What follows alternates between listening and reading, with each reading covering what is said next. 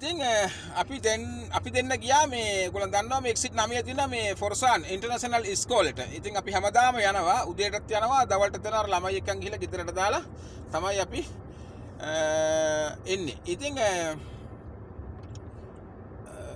ඒ ඉස්කෝලේට එනවා මේ ලංකාවේ කෙනෙක්. යාගේ හැඩරුවෙන් මම දැනගත්තා යා ලංකාවේ කෙනෙක්. මම ශර්මිලාට කිව්වා ලංකාවේ අක්ක කෙනෙක් වෙන්න ඕන කතා කරන්නයි කියලා. ශර්මිලා ඉතින් එයාත් එක්ක දවස් 4-5කට උදේ කතා කරන්නේ ශර්මිලා. මොකද උනේ ශර්මිලා? කතා කරා. එයා ඉතින් වැඩි කතා කරේ නෑ. ඉතින් පාඩුවේ හිටියේ ඉතින්. අදත් මම දැක්කා. ටිකක් hina වුණා.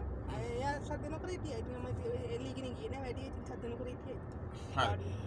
දැන් අපිට කියන්න තියන්නේ මේ එයාට පින නැහැයි කියලා තමයි කියන්න ඕනේ. දැන් එයාට ඔයා ළඟටම ගිහිල්ලා එයාත් එක්ක කතා කරලා එයා කතා නොකර හිටියා කියලා කියන්නේ එයා ඔයාව ප්‍රතික්ෂේප වෙච්ච ලොකුවට ගණන් ගත්තේ නැහැ කියලා කියන්නේ එයාගේ අවාසිය ඔයාගේ අවාසියක් නෙවෙයි. දැන් සාමාන්‍යයෙන් එයා කතා කරතෝ අත් එක්ක දැන් ඔයා ළඟට යනවා එයාගේ ගිහිල්ලා කොහොමද කියලා කතා කරනවා ලංකාවේද කොහොමද කියලා දැන් එයා ඉච්චර ලොකුවට ඔයාත් එක්ක කතාවට එන්නේ නැහැ.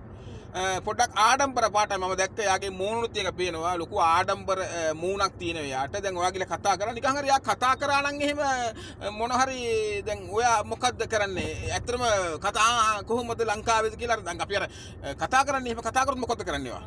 කතා කරොත් ඉතින් අර ලංකාවේ අය එන්නේ ගොඩාක් ආසයි ලංකාවේ කෑම ಜಾති කන්න. ඉතින් ඒවා තමයි මට ඉතින් පුළුවන්. ඒ කියන්නේ දැන් ඔයා ලංකාවේ මොන හරි කෑම නේ දැන් ලංකාවේ විදිහට කෑම හදාගෙන ගිහලා යාට මේ දවල්ට යන වෙලාවට යාට දෙනවා. දෙන්න පුළුවන් එතකොට.